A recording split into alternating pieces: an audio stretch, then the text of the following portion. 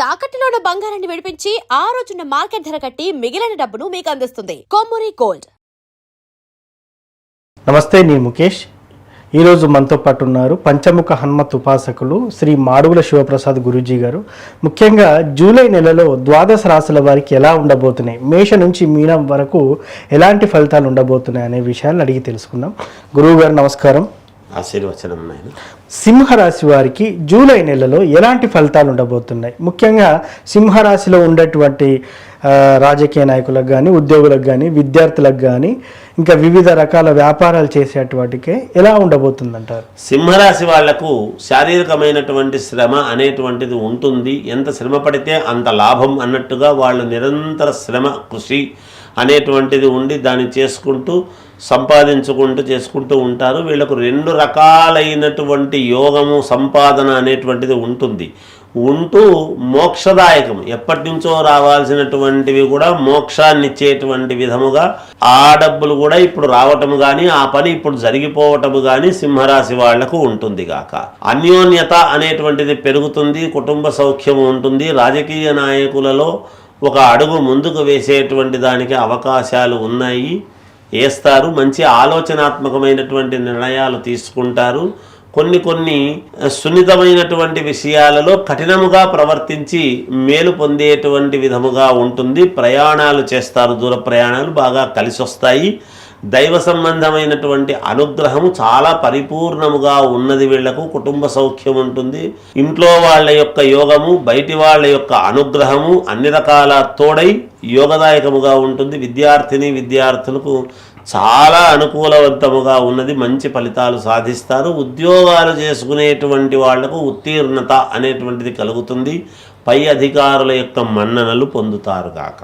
సింహరాశి వారికి ఎలా ఉండబోతుందని చాలా చక్కగా వివరించారు. ముఖ్యంగా ద్వాదశ రాశుల వారు ఏ పరిహారం చేసుకుంటే ఇంకా మెరుగైన ఫలితాలు పొందుతారు, అదేవిధంగా కొంత నష్టంగా కొన్ని రాశుల వారికి ఉన్నటువంటిగా మనకు కనిపిస్తూ ఉంది. వారు ఏ పరిహారం చేసుకుంటే ఇంకా ఎలాంటి లోటుపాట్లు లేకుండా ఉండొచ్చు అంటారు? మామూలుగా ఈ జూన్ నెలలో ఏ రాశి వాళ్ళైనా ఎవరైనా మనకు మేలు జరగాలి అనేటువంటి కోరికలు ఉంటాయి, సహజం కదా. ఈ రాసులు అన్నీ కూడా మొత్తము 12 రాసుల వాళ్లకు కూడా ఈ ఒక్క రాశి, ఈ రాశి కాదు అనేటువంటిది కాకుండా బాగున్న రాసులైనా, ఒకవేళ కొంచెం అటు ఇటు ఉన్న రాసులైనా, పూర్తిగా బాగలేని రాసులైనా, ఎవరైనా సరే సహజంగా ఏదో ఒక ఇది అయితే కావాలి కదా వాళ్ళకు జీవితంలో ముందుకు వెళ్ళటానికి. వాళ్ళు అనుకున్నటువంటి పనులు సవ్యంగా జరగాలి అనేటువంటిది ప్రతి వాళ్లకు ఉంటుంది. ఏ పని మొదలుపెట్టినా ఈ కార్యము నాకు అనుకూలించాలి, ఈ పెళ్ళి కావాలి, ఉద్యోగం రావాలి, లేదా ఈ ప్రయాణం సాగాలి, లేదా నేను ఉన్నతమైనటువంటి స్థితికి వెళ్ళాలి, ఇలాంటి కోరికలే ఉంటాయి. ఇప్పుడు రాసుల ప్రకారముగా సహజంగా చూసినప్పుడు ఎవరికైనా అందరికీ ముందు అందరూ మనుషులం. ముందు మనకన్న కోరికలు అందరివి ఒకటే రకంగానే ఉంటాయి. ఏంటి వాళ్ళకు తగినటువంటి విధానముగా. అలాంటి వాళ్లకు ఈ జూలై మాసంలో వీళ్ళు చేసుకోవాల్సినటువంటి ప్రక్రియ, అద్భుతమైనటువంటి ప్రక్రియ ఒకటి చెప్తా. ఎందుకంటే వాళ్ళకి అంతకంటే ఎక్కువ చేసుకోనక్కర్లేదు. ఓం ద్రాం దత్తాత్రేయాయ నమః అనేటువంటి మంత్రాన్ని చదువుకోవటం. ఈ మంత్రాన్ని చదువుతూ ఉన్నప్పుడు దత్తాత్రేయ స్వామి స్వరూపాన్ని మనం సెల్ ఫోన్లు ప్రతి వాళ్లకు ఉంటాయి. అవును, మనం అదే పనిగా ఫోటో తెచ్చి పెట్టుకోవాల్సినటువంటి అవసరం కానీ ఇంకోటి కానీ ఏమక్కర్లేదు.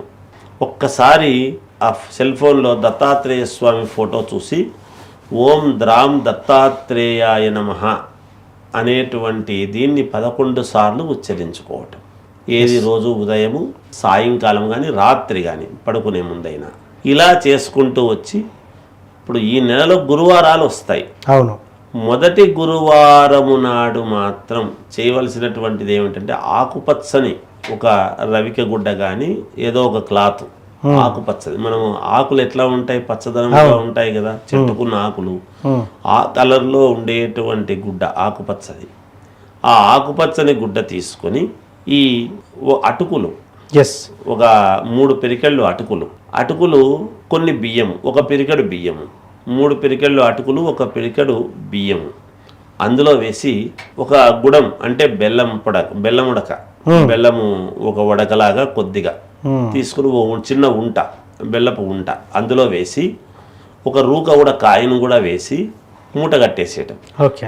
ఆ మూట కట్టేసి ఈ 4 గురువారాలు దానికి పసుపు కుంకుమ వేసి పూజ చేసి లాస్ట్ గురువారం ఉంటుంది కదా, నెలాఖరులో ఉండేటువంటి గురువారము ఏదైనా ఎవరికో ఒకరికి గురువులాగానో లేకపోతే ఎవరికైనా ఒకరికి ఇచ్చేయటం అనేటువంటిది మంచిది. దాంతోపాటి 1 కిలో బియ్యం, ఏదో ఇది ఇచ్చినాము కదా అదే చాలే అని అనుకోకుండా 1 కిలో బియ్యం దానం చేస్తే పరిపూర్ణముగా సర్వదోషాలు పోవటానికి అనుకూలం. అది లాస్ట్లో చేయాల్సినటువంటి పని. లేదు మొదటి వారమే చేస్తాము అని అనుకుంటే ఈ 3-4 వారాలు ఇది చెయ్యాలి కదా, ఆ మూటకు ఒక పసుపు కుంకుమ అనేది వేయాలి. వేసి అప్పుడు చేస్తే దాని యొక్క మేలు సంపూర్ణం జరుగుతుంది. ఆ మూటకు వేస్తూ ఉండేటువంటి దాని వలన పరిహారం కొంత పోతూ వస్తుంది. చివరిలో పూర్తిగా పోవటం అనేది జరుగుతుంది. అన్ని పనులు జరుగుతాయి, అనుకున్న పనులు నెరవేరుతాయి గాక.